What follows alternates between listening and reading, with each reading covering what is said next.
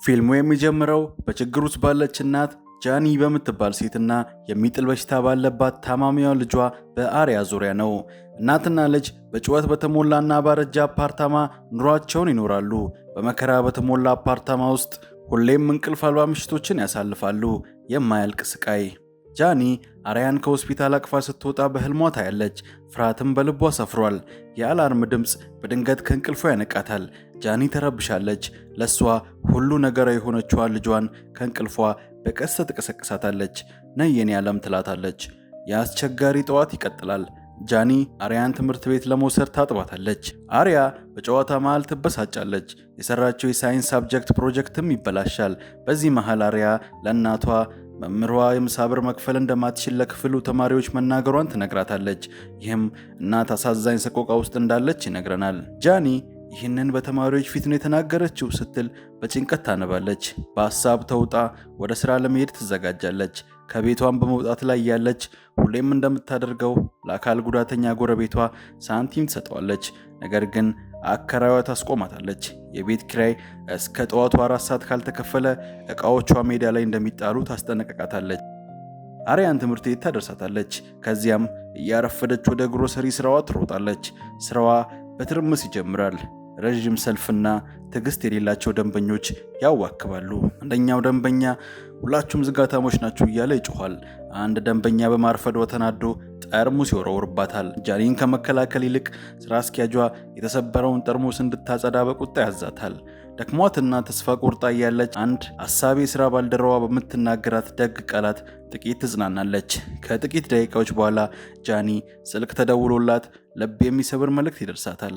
አሪያ በመታጠቢያ ገንዳ ውስጥ የሚጥል በሽታ ተነስቶባት ወድቃ ትጎድታለች የሚል ነበር። ድንጋጤ ይወርሳታል። ስራ አስኪያጇን ደሞዝና ፍቃድ ጠይቋለች። ነገር ግን ስራ አስኪያጇ ደሞዟን ለመስጠት ፍቃደኛ አይሆንም። 30 ደቂቃ ብቻ ፈቅዶላት በ30 ደቂቃ ውስጥ ካልተመለሰች ከስራዋ እንደሚያባራት ይነግራታል። ጃኒ በፍጥነት ወደ ባንክ እየሮጠች ትሄዳለች። ነገር ግን ረዥም ሰልፍ ይገጥማታል። ጊዜውም እየከዳት እየሮጠባት ነው። ጃኒ በመጨረሻ ትምህርት ቤት ስትደርስ ርዕሰ መምህሯንና ሌሎች የማህበራዊ ጉዳይ ሰራተኞችን ታገኛለች። አሪያን በቸልተኝነት አስተዳደግ ምክንያት ሊወስዷት እንደሆነ ይነግሯታል። ጃኒ ስለ ልጇ ብቻ ሳይሆን ልጇ መድኃኒት መውሰድ እንዳለባትም ትማጸናለች። ነገር ግን ልመናዋ ሰሚ አላገኘም። አሪያ ስትወሰድ ጃኒ ባለማመንና ማንም ሊረዳት እንደማይችል እያሰበች በድር ሆና ቀረች። ይህ ስርዓት ድሃና ደካሞችን ምን ያህል እንደሚበድል ትልቅ ማሳያ ነው። በከባድ ዝናብ ውስጥ በስሜት የተጎዳችው ጃኒ እያሽከረከረች ከአንድ መኪና ፊት ትገባለች። ሹፌሩ ደግሞ ከስራ ውጭ ያለ ፖሊስ ነበር። ፖሊሱ በንዴት ይጮህባታል። መኪናዋን ከመንገድ አስወጥቶ እንድትቆም ያስገድዳታል። ጃኒ ሌላ ፖሊስ እስኪመጣ ትጠብቃለች። የመጣው ፖሊስ ግን እሷን ከመርዳት ይልቅ መኪናዋን ይመረምራል። የመኪናዋ ፍቃድ ጊዜው ያለፈበት መሆኑን ሲያውቅ መኪናዋ እንዲታሰር ያደርጋል። ጃኒ በክፉ አጋጣሚና በማይራራ ስርዓት ተጎድታለች። ይህን ሁሉ ችግር አልፋ በዝናብ ርሳና ተሰብራ ወደ ስራ ትመለሳለች። እዛም ሌላ ከድብደባ የማይተናነስ ሁኔታ ውስጥ ትገባለች። ስራ አስኪያጇ በማርፈዷ ምክንያት ወዲያውኑ ከስራ ያባርራታል። ደሞዟንም ለመስጠት ፈቃደኛ ባለመሆኑ አመናጭቆ ይገፋታል። እንድትወጣለትም ይጮህባታል።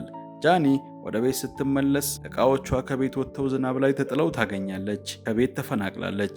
ብቻዋን ናት። ተሰብራለች። በሕይወት ጫና ምክንያት በጩኸት ትቃጥታለች። በብስጭት ወደ ግሮሰሪው ተመልሳ ደሞዟን ትጠይቃለች። ድንገት 2 የታጠቁ ዘራፊዎች ይገባሉ። አንደኛው ዘራፊ የመታወቂያ ካርዷን ከደረቷ ላይ አንብቦ በስሟ ይጠራታል። ቦርሳዋን ሊቀማት ሲታገል ሽጉጡን ትወስድና ትተኩስበታለች። ስራ አስኪያጇ ዝርፊያውን አንቺ ነሽ ያቀነባበርሽው፣ ምክንያቱም ስምሽን ጠርቷል፣ ያውቅሻል ብሎ ፖሊስ ለመጥራት ስልክ ሲደውል ጃኒ ግን እሷ እንዳልሆነችና ስሟንም ከደረቷ መታወቂያ ላይ እንዳነበበ ብትነግረውም ፖሊስ ለመጥራት ስልክ ሲደውል ጃኒ ደንግጣ እሱንም ተኩሳ በመግደል ሌላ ብር ሳትነካ ደሞዟን ብቻ ይዛ ትሸሻለች። ከዚያ ሸሽታ ካመለጠች በኋላ ወደ ባንኩ ትሮጣለች። አንድ ኒኮል የተባለች ደግ ስራ አስኪያጅ ባንኩ ሊዘጋ ሲል ታስገባታለች። መርማሪ ኬሬመንድ በግሮሰሪ ውስጥ ምርመራ ትጀምራለች። አንድ የስራ ባልደረባዋ እሷ በጣም በችግር ውስጥ ያለች ምስኪን እናት እንጂ እንዲህ የምታደርግ ሴት በጭራሽ እንዳልሆነች ለጃኒ ምስክርነት ትሰጣለች። በባንክ ውስጥ ጃኒ ቼኳን ለመመንዘር ወደ ገንዘብ ከፋዩ ትቀርባለች። ነገር ግን ቴሳ የተባለችው የገንዘብ ከፋይ መታወቂያ ከሌለሽ አልመነዝርም ትላታለች። ጃኒ ተስፋ ትቆርጥና ሽጉጡን አውጥታ ቼኩ እንዲመነዘርላት ታዛለች። የአደጋ አላርምም ይደወላል። ኒኮል ጉዳዩን ለፖሊስ በስልክ ነገረቻቸው። ስለ ሁኔታው ስታስረዳቸውም የጃኒ የሕፃኗ ለሳይንስ ፕሮጀክት የሰራችው ዕቃ ቀይ መብራት እያበራ ስለነበር ኒኮል ቦምብ መስሏት ቦምብ ሊኖር እንደሚችልም ለፖሊስ ትናገራለች።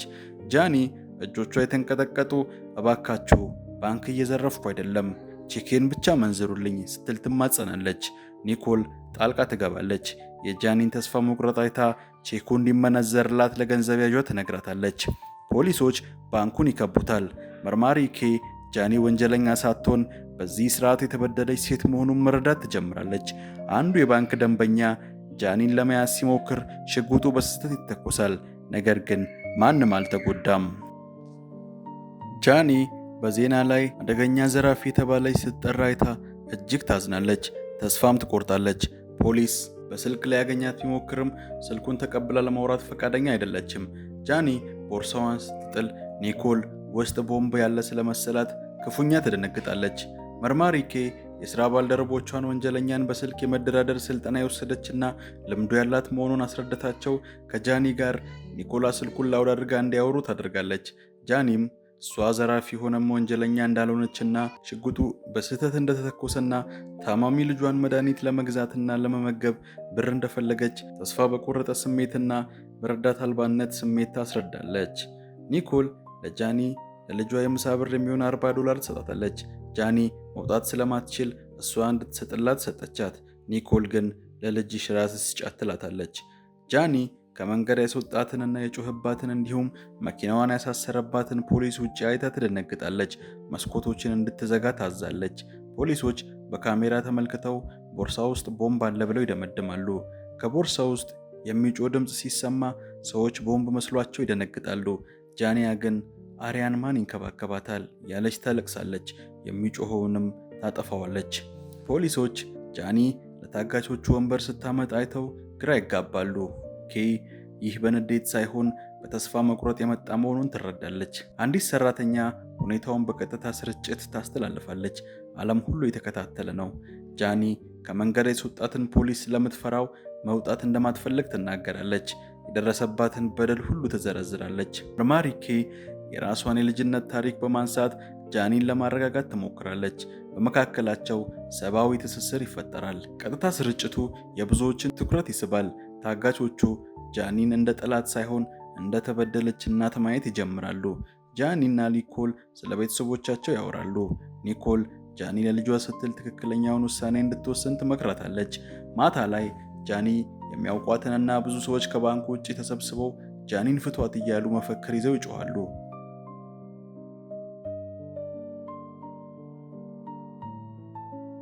በባንክ ውስጥ ያለው ሙቀት ጨመረ።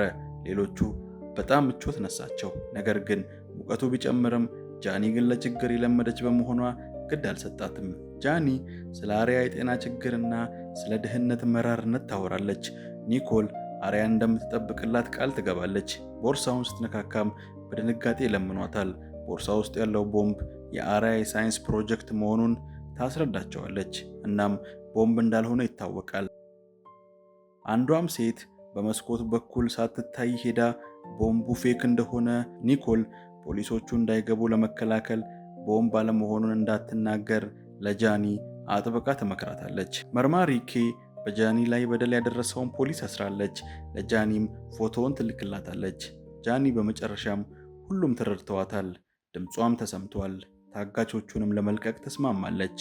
ኒኮል ግን አንድ ሴት የልብ ህመም ስላለባት እሷን ይዛት ወጥታ ከሸኘቻት በኋላ ተመልሳ ልትገባ ስትል ስትይዛት አስጥላት ወደ ጃኒ በመመለስ ከጃኒ ጋር አብራ ለመውጣት ትወስናለች። ሁሉም ነገር ያለው እዚህ ጋር ነው። የመጨረሻው ድንጋጤም እዚህ ጋር ይጀምራል። ጃኒ ከእናቷ ስልክ ይደርሳታል። እናቷም የተፈጠረውን ነገር በቀጥታ አይታው ለምንድነው ባንክ ለመዝረፍ የምትሞክሪው ስትላት ጃኒም ለአሪያ ምግብና መድኃኒት ልትገዛላት ብር ለማውጣት ገብታ እንጂ ለመዝረፍ እንዳልሆነ ትነግራታለች። እናቷም ካለችበት ቅዠት ታወጣታለች። እውነታውም ይገለጣል። አሪያ ትላንት ምሽት በመታጠቢያ ገንዳ ውስጥ አርፋለች። ጃኒ ቀኑን ሙሉ አሪያን አጠገቧ እንዳለች ስታስብ የነበረው በቅዠት ነበር።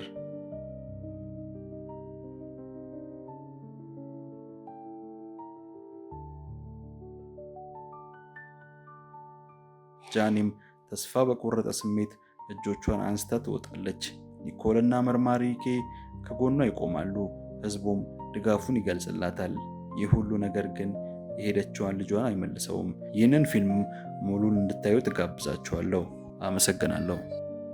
ቻናላችንን ሰብስክራይብ በማድረግ ቤተሰብ ይሁኑ።